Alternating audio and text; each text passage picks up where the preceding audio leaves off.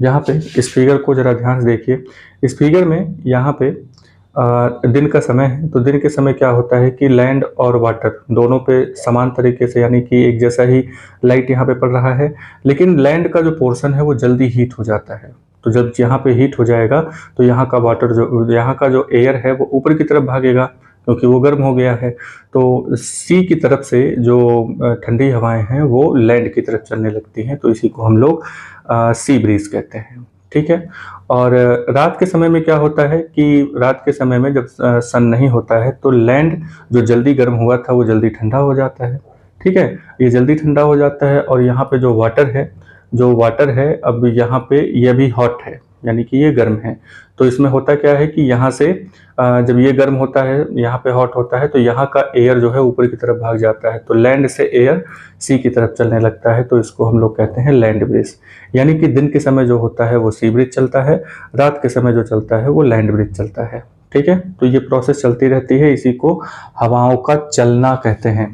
ठीक है, तो जैसा कि हमने कंडक्शन में देखा कि वाटर ट्रांसफ़र होता है लेकिन उसमें पार्टिकल्स मूव नहीं करते। कन्वेक्शन में क्या है कि वाटर ट्रांसफ़र होता है यहाँ पे पार्टिकल्स मूव करते हैं और इस तरीके के मेथड को हम लोग कन्वेक्शन कहते हैं। थर्ड नंबर पे यहाँ पे एक और हीट ट्रांसफ़र का मेथड है जिसे रेडिएशन कहा जाता है। क्या नाम रखा गया इसका? रेडिएशन। और ये जो रेडिएशन होता है ये बड़ा ही खास तरीके का हीट ट्रांसफ़र मेथड है।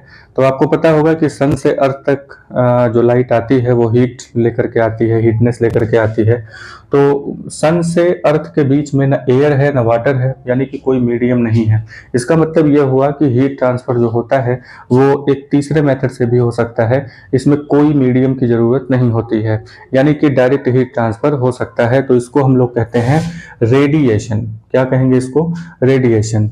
ठीक है, तो from the sun the heat comes to us, तो सन से जो हीट है वो हम तक आती है by the process of radiation. किस प्रोसेस से आती है? रेडिएशन के प्रोसेस से। अब आप कहेंगे कि इसका कोई और एग्जांपल होना चाहिए, तो बिल्कुल इसका एग्जांपल और भी है। जैसे जितनी भी हॉट बॉडीज होती हैं वो रेडिएट करती हैं हीट को। हॉट बॉडीज का मतलब ये हुआ कि आप दो तरह का बॉटल ले लीजिए, मान लीजिए इस तरीके से आपने दो तरह का बॉटल ले लिया। ठीक है, इस तरीके से दो तरह का बॉटल हो गया। एक में आप हॉट वाटर रख दीजिए, एक में आप कोल्ड वाटर रख दीजिए। तो इन दोनों के आसपास जब आप हाथ लेकर के जाते हैं तो आपको गर्माहट महसूस होती है। मतलब इसको टच नहीं करना है, इसके पास में ही हाथ लेकर के जाएंगे तो ये थोड़ी सी गर्माहट महसूस होती है। और ये जो गर्माहट महसूस होती है ये इसी वजह से होती है क्योंकि यहाँ से हीट रेडिएट हो रही होती है। अगर यहाँ पे एयर नहीं भी होता तब भी वो हीटनेस आपको महसूस होती है।